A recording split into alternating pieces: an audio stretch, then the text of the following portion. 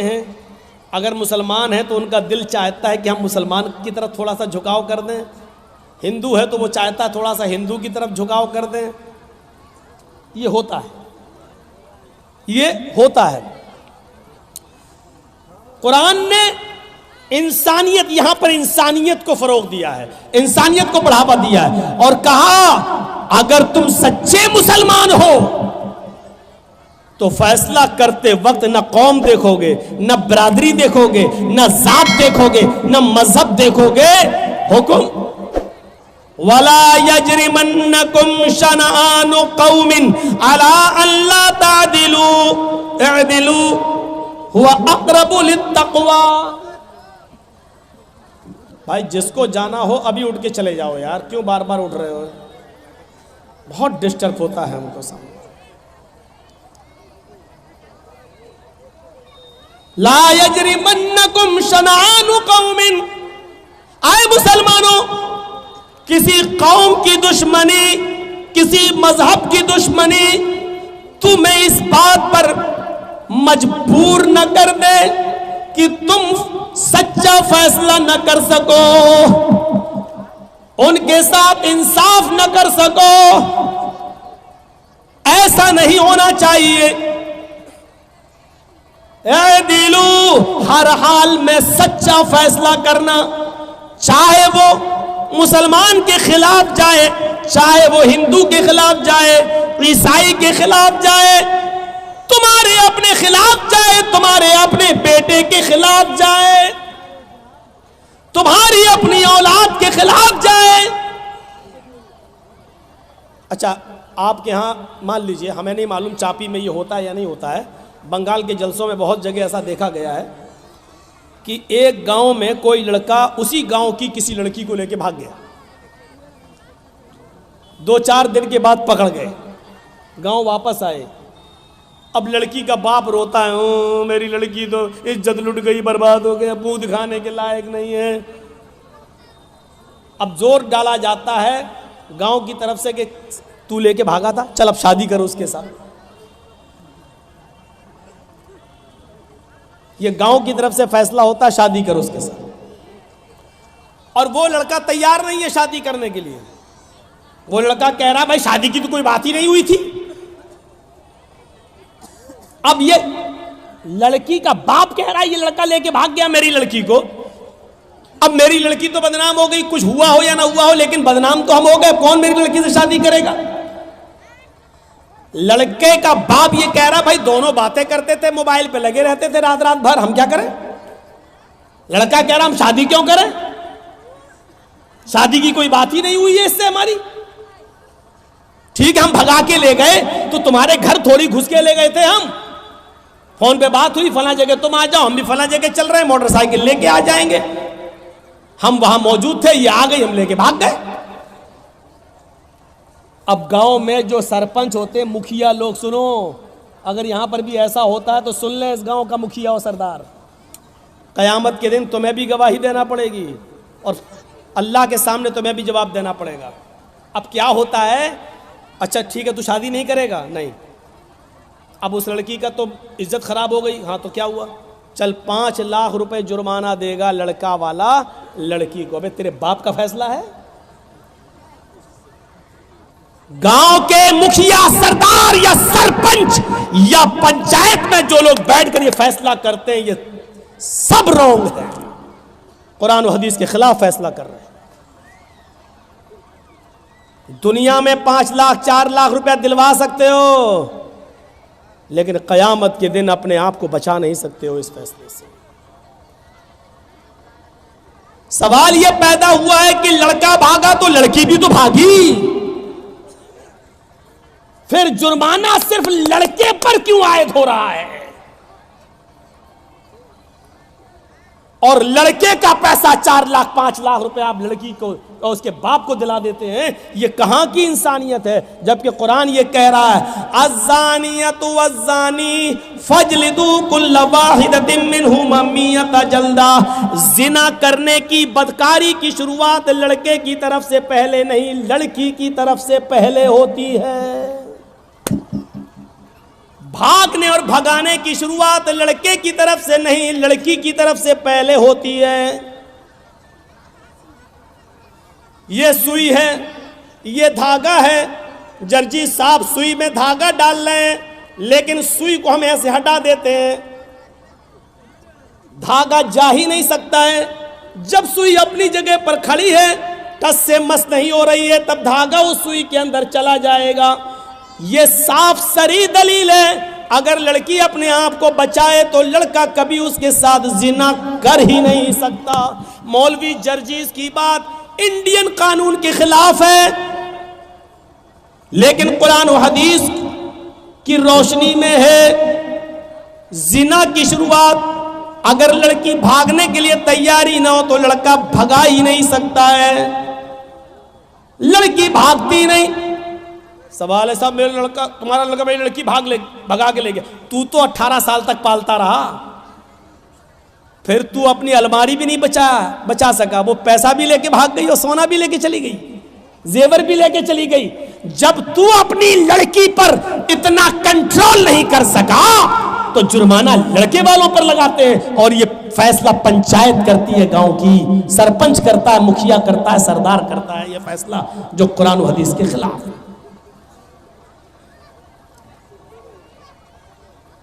شادی ہو سکتی ہے یا نہیں وہ ایک الگ مسئلہ ہے، وہ الگ جانے دیجئے. سوال یہ ہے کیا جرمانہ لڑکے کے اوپر عائد ہوگا، جبکہ بھاگنے میں دونوں نے برابر کی بھاگیداری لی ہے.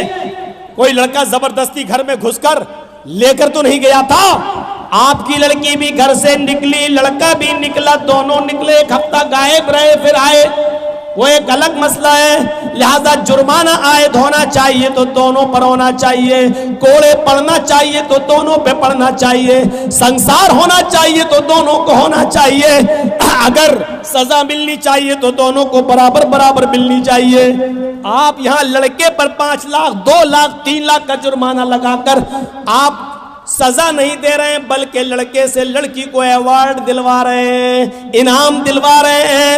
اب گاؤں کی اور دوسری لڑکیوں کو یہ اتساہن مل رہا ہے کہ ہم بھاگ رہے ہیں، اگر شادی ہوگی تب بھی ٹھیک، اور نہیں ہوگی تو 5 لاکھ روپیہ میں ویسے بھی مل جائے گا. اس 5 لاکھ روپے میں تو ہم دوسری شادی بھی کسی اور سے اچھی طریقے سے کر سکتے ہیں. سن لو، اس جرمانے پر جن لڑکیوں کے حوصلے بڑھتے ہیں ان کا گناہ بھی ان پنچایتوں کے سر پہ رکھا جائے گا. وَلَا يَجْرِمَنَّكُمْ شَنَآنُ قَوْمٍ عَلَىٰ أَلَّا تَعْدِلُوا. کسی قوم کی دشمنی تمہیں اس بات پر مجبور نہ کر دے کہ تم عدل نہ کرو، فیصلہ نہ کرو. ایسا نہیں ہونا چاہیے. اعدلوا هو اقرب للتقوى. ہر حال میں انصاف کرنا، ہر حال میں سچی بات کہنا، چاہے وہ کسی کے بھی خلاف ہو. حضرت علی رضی اللہ تعالیٰ عنہ کی ایک زرہ کیا ہوتی ہے آپ کو بتاؤں. زرہ ہوتی ہے، جنگ میں جب لڑا جاتا تھا تو ایک لوہے کی قمیص کی طرح یا کرتے کی طرح ایک وہ ہوتا تھا، وہ اپنے گلے میں ڈال لیا جاتا تھا تاکہ دشمن کا تیر سینے میں نہ لگے، اس لوہے پر لگ جائے. تیر آئے، کھنجر آئے، تلوار آئے تو وہ لوہے پر لگے، تو اس کو بولتے تھے زرہ. تو جنگ میں جاتے تھے تو زرہ پہن لیتے تھے صحابہ. حضرت علی کی بھی ایک زرہ تھی جو گھر کے باہر رکھی ہوئی تھی. حضرت علی اندر چلے گئے، زرہ باہر رکھی رہی. جب گھر سے باہر آئے تو زرہ غائب ہو گئی. پانی ہے؟ ٹھیک ہے، چلو آج پی لیتا ہوں.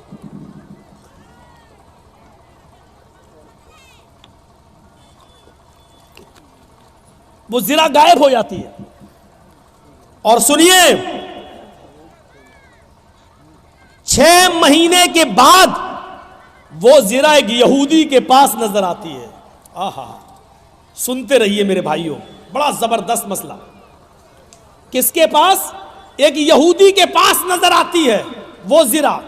حضرت علی نے اس یہودی سے کہا یہ زرہ میری ہے. اور حضرت علی کون ہے؟ امیر المومنین. امیر المومنین سمجھ رہے ہو نا؟ اس کو سمجھانے کے لیے بول دوں، چیف منسٹر. امیر المومنین ہیں، پورے علاقے کے ذمہ دار ہیں. یہودی سے کہتے ہیں یہودی یہ زرا تو میری ہے، تیرے پاس کہاں سے آئی؟ اس نے مسکراتے ہوئے کہا اچھا نیت خراب کر رہے ہو میری زرا پر، یہ تو میرے پاس بہت دنوں سے ہے۔ حضرت علی نے کہا تم پنگا لے رہے ہو، تمہیں اچھی طریقے سے معلوم ہے کہ یہ زرا میری ہے۔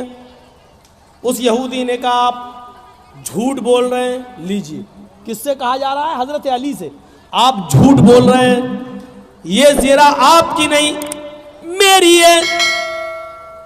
حضرت علی نے کہا میں تمہارے خلاف مقدمہ دائر کروں گا عدالت میں۔ چاہتے تو چیف منسٹر تھے، اپنے لوگوں کو بھیج کر وہ زرا لے سکتے تھے، لیکن نہیں، یو پی کے بابا کی طرح تھوڑی تھے کہ خود ادا کتے کیسے بھونکنے لگے۔ کتے، ہم ان کو کتا کہہ رہے ہیں جو ہڈیوں پہ پلتے ہیں۔ کتے کیسے بھونک رہے ہیں؟ آئے گا تو بابا ہی 300 پار 300 پار 300 پار۔ دیکھ رہے ہیں کیسا مائنڈ سیٹ اپ کر دیا، کس طریقے سے بھونکنا شروع کر دیا۔ بڑی گندی سیاست ہو چکی ہے اس وقت۔ دھرم ایک طرف ہے، اس وقت بابا بھی ایمانداری کے ساتھ رامائن و گیتا پہ عمل کرتا ہوا صرف دھرم کے آدھار پر بھی اگر چل دے تو میرے بھائیوں اس کو قاعدے سے استعفیٰ دے دینا چاہیے۔ اگر واقعی وہ سچا ہندو ہے تو، اور ہندو دھرم کا سمان کرتا ہے تو اس کو قاعدے سے استعفیٰ دے دینا چاہیے، کیونکہ ہندو دھرم بے ایمانی نہیں سکھلاتا ہے، ہندو دھرم عدل و انصاف کی بات کرتا ہے۔ یہ تو دھرم کی آڑ میں بہروپیے بنے بیٹھے ہیں، بہروپیے، یہ دھرم کی آڑ میں لٹیرے بنے بیٹھے ہیں سب لوگ۔ اس حصے کو کوئی بھی یوٹیوب چینل والا دے گا نہیں۔ جو ہم بولے ہیں ابھی یہ بات، اگر میں نے کہیں بھی دیکھ لیا اس کو ایسی اسٹیج سے نام لے کے بھگاؤں گا، کیونکہ ہماری نظر ہے سب پر، اس کو گھسنے نہیں دوں گا، پھر اپنے جلسے میں نام لے کے بھگاؤں گا اس کو۔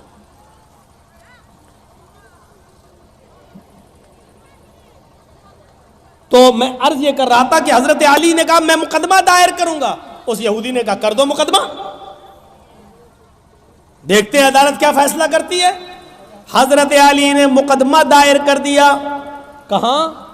کورٹ میں، عدالت میں۔ اور جج کون ہیں؟ قاضی شریح۔ اور یہ جج کس نے بنایا؟ حضرت علی نے۔ جج کس کا؟ علی نے بنایا۔ لیکن جج بنا ضرور رہے حضرت علی، لیکن جج نے یہ نہیں دیکھا کہ مجھے جج بنایا کس نے۔ جج کا مطلب یہ ہوتا ہے کہ مجھے عدل اور انصاف کو قائم رکھنا ہے۔ قرآن کی اس آیت کے پیش نظر کہ وَلَا يَجْرِمَنَّكُمْ شَنَآنُ قَوْمٍ عَلَىٰ أَن لَا تَعْدِلُوا اعْدِلُوا هُوَ أَقْرَبُ لِلتَّقْوَىٰ۔ کبھی کسی قوم کی دشمنی تمہیں غلط فیصلہ کرنے پر مجبور نہ کر دے، صحیح فیصلہ کرنا، چاہے وہ کسی کے خلاف ہو۔ اس یہودی کے پاس نوٹس پہنچا کہ تمہیں بھی آنا ہے۔ حضرت علی اور یہودی دونوں ایک ہی دن پہنچتے ہیں قاضی شریح کی عدالت میں۔ قاضی شریح کی عدالت میں یہ ایسا جج نہیں تھا جو ہمارا چوکیدار بنا دیتا ہے، اس لیے بابری مسجد کا فیصلہ ان کے پکش میں چلا جاتا ہے، کیونکہ ہم نے آپ کا نمک کھایا ہے تو نمک حلالی تو کرنا ہی ہے۔ یہ سسٹم نہیں تھا وہاں۔ حضرت علی رضی اللہ تعالیٰ عنہ بھی کورٹ میں موجود ہے، ایک کٹ گھرے میں کھڑے ہیں، یہودی بھی دوسرے کٹ گھرے میں کھڑا ہے۔ پوچھا ہے علی مقدمہ آپ نے دائر کیا ہے، بتاؤ کیا پرابلم ہے؟ کہا اس یہودی کے پاس ایک زرہ ہے، وہ زرہ میری ہے، اور یہودی کہتا ہے کہ وہ زرہ میری ہے، لہٰذا اس یہودی سے وہ زرہ مجھے دلوائی جائے۔ قاضی صاحب نے کہا ہے یہودی حضرت علی کہہ رہے ہیں کہ وہ زرہ میری ہے، تم اس کے بارے میں کیا کہنا چاہتے ہو؟ اس یہودی نے کہا حضرت علی جھوٹ بول رہے ہیں، زرہ میری ہے، اس وقت میرے پاس ہے، میں عدالت کے باہر رکھ کر آیا ہوں۔ قاضی نے حضرت علی سے کہا ہے علی یہ شخص کہہ رہا وہ زرہ میری ہے، تم کہہ رہے ہو وہ میری ہے، ابھی زرہ تو اس یہودی کے پاس ہی رہے گی، کیونکہ اس کا مالک وہ ہے بھی اس کے پاس ہے، لیکن مجھے یہ بتاؤ کہ اگر وہ زنا تمہاری ہے تو تمہارے پاس کوئی گواہ ہے یا نہیں؟ اس گواہ کو بلاؤ، میں اس سے پوچھوں اس زنا میں کیا کیا تم نے دیکھا ہے اور کس بنیاد پر کہتے ہو کہ وہ علی کی زنا ہے؟ حضرت علی نے کہا ہاں گواہ ہے۔ کہا کون؟ کہا ہے۔ کہا اس گواہ کو بلاؤ۔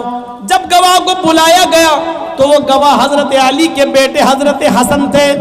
وہ کٹگھرے میں کھڑے ہوئے اور گواہی دینے لگے، اے قاضی صاحب یہ میرے ابو کی زنا ہے اور میں زنا کو اچھی طرح پہچانتا ہوں، میرے باپ کبھی جھوٹ نہیں بولے، لہذا یہ زنا میرے ابو کی ہے، میں گواہی دیتا ہوں اس زنا کو یہودی سے لے کر میرے باپ کو دلوایا جائے۔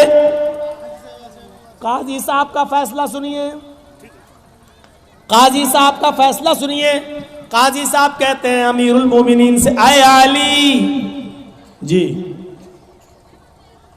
آپ کی گواہی آپ کے بیٹے نے دی اور شریعت باپ کے حق میں بیٹے کی گواہی معتبر نہیں مانتی ہے۔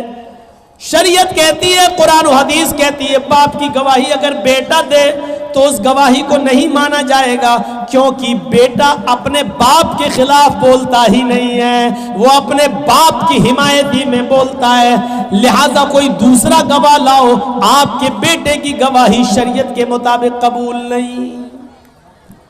حضرت علی نے کہا ایک دوسرا گواہ بھی ہے میرے پاس، اپنے غلام کو بلایا۔ جب غلام کٹگھرے میں آتا ہے حضرت علی نے کہا یہ میرا گواہ ہے۔ غلام نے گواہی دی کہ یہ زنا علی کی ہے، ہمارے آقا کی ہے۔ حضرت جج صاحب نے پوچھا قاضی صاحب نے کہ تم کون ہو؟ کہا میں ان کا غلام ہوں۔ فرمایا کمبر نام ہے میرا، میں ان کا غلام ہوں۔ کہا اے علی شریعت کہتی ہے مالک کے حق میں غلام کی گواہی بھی قبول نہیں کی جاتی ہے، کیونکہ غلام اپنے آقا کے خلاف اپنے مالک کے خلاف بولتا ہی نہیں ہے، اس کے اوپر اپنے مالک کا پریشر ہوتا ہے، وہ جانتا ہے کہ اگر اپنے مالک کے فیور میں نہیں بولا تو گھر مار کھائیں گے، ہمیں مارا جائے گا، ستایا جائے گا، لہذا مالک کے حق میں غلام کی گواہی بھی قبول نہیں۔ اے علی معذرت کے ساتھ آپ کی غلام کی گواہی بھی قبول نہیں کی جائے گی، کوئی اور گواہ ہو تو لاؤ۔ حضرت علی نے کٹگھرے میں کھڑے ہو کر کہا اے جج صاحب، قاضی صاحب، ان دو گواہیوں کے علاوہ میرے پاس اور کوئی گواہی نہیں ہے۔ آج کل تو 100 روپے میں جھوٹے گواہ مل جاتے ہیں، میرے پاس اور کوئی گواہی نہیں ہے۔ قاضی صاحب کا فیصلہ ہوتا ہے، اے یہودی، حضرت علی زنا کو ثابت کرنے میں اور گواہ پیش کرنے میں ناکام رہے، وہ شریعت کے مطابق سچا گواہ پیش نہیں کر سکے، اور جو گواہ پیش کیا وہ شریعت کے دائرے میں آتا ہی نہیں ہے، لہذا علی ناکام رہے زنا کو اپنا ثابت کرنے میں۔ وہ زنا کے مالک تم ہو اور عدالت یہ فیصلہ کرتی ہے کہ وہ زنا کے حقدار تم ہی رہو گے، وہ زنا تمہاری رہے گی، اس زنا پر تمہارا حق ہے، تم جا سکتے ہو اور زنا بھی لے جا سکتے ہو۔ یہ اس جج کا فیصلہ ہے جو حضرت علی نے بنایا، یہ اس قاضی کا فیصلہ جس کو حضرت علی نے بنایا، لیکن قرآن و حدیث کے مطابق فیصلہ کیا۔ فیصلہ میں اگرچہ زنا میں حضرت علی ہی کی تھی، زنا حضرت علی ہی کی تھی، لیکن گواہ وغیرہ نہ لانے میں ایسا ہو جاتا ہے کہ فیصلہ یہودی کے حق میں کرنا پڑتا ہے۔ یہودی اس زنا کو اٹھاتا ہے، کٹگھرے سے باہر نکلتا ہے، کہتا ہے جج صاحب آپ کے فیصلے کو سلام کرتا ہوں، آپ نے وہی فیصلہ کیا جو قرآن و حدیث میں بتایا گیا، آپ نے وہی فیصلہ کیا جو محمد رسول اللہ نے بتایا، آپ نے وہی فیصلہ کیا، اور میں یہی دیکھنا چاہتا تھا کہ امیر المومنین علی کے ہوتے ہوئے مجھ پر جبر تو نہیں کیا جاتا، ظلم تو نہیں کیا جاتا۔ آپ کی عدالت نے اور علی نے یہ ثابت کر دیا ہے کہ یہاں پر ظلم و زیادتی کا کوئی شائبہ بھی نہیں پایا جاتا ہے۔ اب میرا فیصلہ سن لیجیے جج صاحب، قاضی صاحب، حضرت علی سچے ہیں، یہ زنا حضرت علی ہی کی ہے، یہ دروازے کے باہر رکھی ہوئی تھی، کوئی نہیں تھا، میں اس کو اٹھا لایا، 6 مہینے تک میں نے اس کو چھپایا، اور ایک دن جان بوجھ کر 6 مہینے کے بعد میں علی کے سامنے آ گیا تاکہ علی میری زنا کو دیکھ لے، پھر دیکھیں کیا ریئیکشن لیتے ہیں، پھر ساری پرتیکریا عدالت کے مطابق چلتی ہے، اور ہم نے دیکھا اس پورے معاملے میں ظلم و ستم نہیں ہوتا ہے، لہذا یہ زرہ علی کی ہے، میں علی کو دے رہا ہوں۔ اور آج اس بات کا اقرار بھی کرتا ہوں کہ آپ نے قرآن و حدیث کے مطابق سچا فیصلہ سنایا، آج اسلام سے میں بھی اپنا رشتہ جوڑ رہا ہوں۔ اشہد ان لا الہ الا اللہ و اشہد ان محمدن عبدہ و رسولہ، یہ کلمہ پڑھ کر حضرت علی اسلام کے سامنے وہ یہودی اسلام لے آتا ہے۔ یہاں سے آپ اندازہ لگائیے کہ حضرت علی کے خلاف فیصلہ ہو رہا ہے، حضرت علی کے خلاف فیصلہ ہو رہا ہے، تو کسی کی دشمنی تمہیں اس بات پر مجبور نہ کر دے کہ تم اس کے ساتھ نا انصافی کرو، نا انصافی نہیں ہونی چاہیے۔